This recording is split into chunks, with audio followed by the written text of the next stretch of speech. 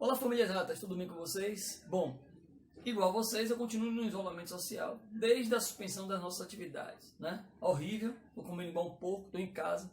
Eu não aguento mais essa pandemia, né? Até porque se eu saísse na rua e encontrasse coronavírus meia-noite na Barroquinha, eu daria pau, daria voadora para ver se ele se pica, porque realmente está atrapalhando a vida de todos nós.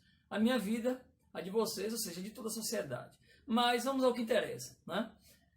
Eu tenho observado a aflição de Edson, né, dos professores com relação a dar continuidade ao processo de aprendizado de vocês, né?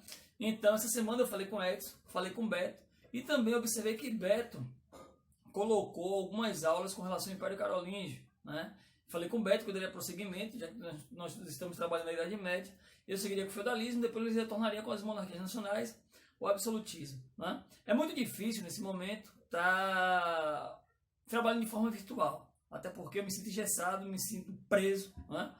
É muito diferente da questão física, a gente ali presencialmente está trabalhando nossa aula dinâmica, lúdica, né? Sem perder o foco, né? Que é a questão do objetivo do vestibular, do Enem. Então, nessa aula de hoje, né, eu vou começar com vocês, né, com o feudalismo. Mas antes disso, vou apresentar a vocês o meu gabinete, até para descontrair um pouco, né? Como vocês podem ver, professor de História, né? Tenho muitas coisas antigas, muitos itens antigos, inclusive são itens que pertencem à minha família. Aqui um rádio da Segunda Guerra Mundial, foi do meu bisavô, que participou da FEB, da Força Expedicionária Brasileira. Né? O Brasil na Segunda Guerra Mundial, a participação do Brasil na Segunda Guerra, lutando na Itália, na Batalha de Monte Castelo, inclusive o Brasil saiu vencedor. É daqui da Segunda Guerra que surge o termo "a cobra vai fumar", né? Aqui embaixo um rádio de 78, foi um presente de minha mãe, tem a minha idade, 42 anos, e funciona. Aqui embaixo, como vocês podem ver, outros itens, né, como ferro de passar, são leves, do início da República, máquina de costura, né? Aqui atrás vocês podem ver os vinis, Michael Jackson, inclusive eu tive que escutar muito Michael Jackson para aprender a fazer o Moonwalker, né? E como vocês adoram ler, aqui embaixo, a minha bancada de livros, né? Tem muitos livros, né? Eu tenho livros espalhados pela casa, uma bagunça da porra, mas aqui são os livros que eu mais consulto. Inclusive tem alguns interessantes, né? Estou lendo aqui filosofia, eu acho que para ficar igual a Beto, aprender a pensar mais um pouco, ou seja, pensar melhor, né? Saber a dialética, né? Tenho aqui uma revista muito interessante, fala sobre o Muro de Berlim.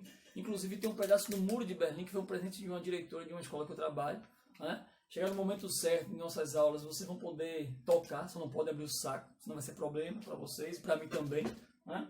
E tem aqui um dos principais documentos, que é a nossa Carta Magna. Ou seja, aqui, esse documento, a nossa Constituição, a Constituição Cidadã, de 1988, esse documento aqui, ele rege o nosso Estado. Aqui ele nos dá deveres, obrigações e direitos. Então vocês, senhores e senhorita, estudem, tá? Bom, voltando ao foco, nós vamos trabalhar o feudalismo.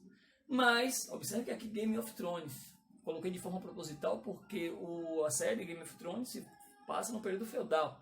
Tirando os dragões, que eu odeio esse negócio de ficção, horrível, depressivo, o Game of Thrones retrata muito bem a Idade Média. Mas para falar do feudalismo, vamos retomar um pouco as aulas de Beto, né? Beto falou sobre o Império Carolíngio, né? O Reino Franco, eram bárbaros, né? Teve como um dos reis Clovis, depois mordomo Carlos Martel, que estava como imperador, né? Clovis, para quem não sabe, foi ele que adotou o cristianismo no Império Carolíngio, até porque se eles eram bárbaros, eles eram desaculturados, eles não tinham uma religião definida. Então eles adotam o cristianismo, né? O rei Clovis. Depois vem Carlos Martel. A passagem de Carlos Martel no Império Carolíngio é importante porque é ele que vai conter o avanço muçulmano, né, o islamismo, nos estados ibéricos, né, nas regiões ibéricas. Se não hoje, como o Beto falou, o Ocidente talvez fosse o quê? Muçulmano, em nome de Alá. Mas voltando, filho de Carlos Martel, Pepino, o breve, né, inclusive eu separei um pepino na pia para enfeitar e improvisar na aula, mas acabei esquecendo, não vou voltar porque eu não sei editar essa porra, né? Ele continua o expansionismo de seu pai, Carlos Martel, mas após a morte de Pepino, breve, quem assume o Reino Franco é Carlos Magno. Carlos Magno, importantíssimo porque um dos maiores expansionistas que o mundo já viu. O primeiro foi Alexandre o Grande, e logo depois vem Carlos Magno. Nós temos mais tarde, um pouco mais tarde, muito mais tarde, aliás, Napoleão Bonaparte, dentre outros, né? Mas vamos ao foco, ao objetivo. Então, Carlos Magno, um dos grandes expansionistas, né? Ele praticamente vai tomar toda a Europa, vai fazer com que a Europa seja administrada por você, né? Por ele e por pessoas de confiança. Por eles serem bárbaros, não terem cultura definida, Carlos Magno ele vai adotar a cultura romana dentro do Reino Franco. Tanto é que quando ele começa a governar e ele expande os territórios do Reino Franco, logo ele transforma o Reino Franco num famoso Império Carolíngio. E ele adotando a cultura romana dentro desse império, essa passagem fica conhecida como Renascimento Carolíngio. Então, se vier na prova de vocês lá o Renascimento Carolíngio, é a adoção da cultura romana por Carlos Magno dentro do Império Carolíngio. Carlos Magno também, gente, ele vai fortalecer o poder da igreja. Por que eu estou falando isso? Porque durante a Baixa Idade Média, né, o controle espiritual, né, é da Igreja Católica. Então o que acontece? Ele vai fortalecer o poder da igreja, tanto é que o Papa Leão III, em 800, vai coroar Carlos Magno como imperador do Sacro Império Romano. E ele continua. Só que Carlos Magno, ele morre depois. Um pouco depois ele acaba falecendo, morre. E seu vasto território ele vai ser dividido entre seus herdeiros, né? Lotário, Carlos o Calvo e Luís o Piedoso. Mas para que não houvesse conflito entre os herdeiros, eles vão entrar no consenso e vão assinar o famoso Tratado de Verdun, que foi citado por Beto. O que significa isso? Esse Tratado de Verdun, ele fraciona o território, o vasto território de Carlos Magno. Né? Tanto é que após a assinatura do Tratado de Verdun, de fato ali, né, tem início o processo de formação feudal, ou seja, feudalismo. Então vamos ao que interessa. Feudalismo. O que é o feudalismo? Sistema político, econômico e social da Baixa Idade Média. Está aqui, ó, feudalismo. Tá? Quais são as principais características do feudalismo? Sociedade hierarquizada, né? Ou seja, estratificada, não havia mobilidade social. Né? Política descentralizada. Observe que a política e a administração do Estado centralizada na figura do rei só durante o absolutismo, formação das monarquias nacionais um pouco mais tarde. Tanto é que Portugal vai ser o primeiro Estado a se tornar uma monarquia nacional, isso em 1385, com a Revolução de Avis, né? Vai se tornar o primeiro Estado, né, com a monarquia nacional, ou seja, absolutista praticamente. Né? Então, centralização política só durante o absolutismo. Durante o feudalismo, o poder político é descentralizado. Existe o rei, só que o rei divide o seu poder com quem? Com o clero e com os nobres. Então, poder político descentralizado são as principais características. Poder político descentralizado, sociedade estratificada, né? E também economia monetária fundamentada na agricultura, subsistência, e também no escambo, ou seja, nas trocas. Então, essas são as principais características do feudalismo. O feudalismo, na verdade, gente, consiste do século X ao século XV, ou seja, a Baixa Idade Média. A Idade Média está organizada em dois períodos, eu expliquei no início da Idade Média. A Alta Idade Média, inclusive eu comecei com o islamismo, expliquei para vocês o Oriente pré-islâmico, e também expliquei para vocês sobre o Oriente após o islamismo. Né? A questão de Mohammed, de Maomé, a Égira, né? Inclusive a Égira, 622, marca o início da galera islâmica, expliquei para vocês. E falei sobre o Império Carolíngio, só não escrevi. Então, pulando o Império Carolíngio devido às aulas de Beto, vamos ao feudalismo. Então, o que acontece? Durante a Baixa Idade Média, feudalismo, né, quem controla a sociedade, né, o comportamento social e a espiritualidade é a Igreja Católica. Observe, ela é hegemônica durante a Idade Média, ou seja, até a Reforma Protestante, até 1517, quando o monge agostiniano Martinho Lutero aparece, quem controla toda a espiritualidade na Europa é a Igreja Católica. Tá? Então, essa pirâmide social ela é formada pelos nobres, ou pelo clero, pelos nobres e pelos camponeses. Mas quem eram os camponeses? Primeiro, o clero é a igreja. Os nobres eram os donos das terras dos feudos. Os camponeses eram as pessoas que trabalhavam para os nobres em troca de proteção e também pagavam impostos. Tá? Por que troca de proteção?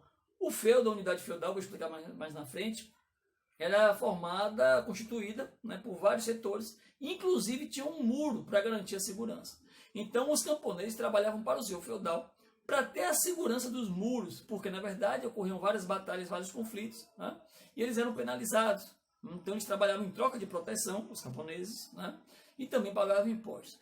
Bruno, você falou agora há pouco que a economia era monetária, fundamentada na agricultura, na subsistência e no escampo. Exatamente. Não tinha circulação de moeda.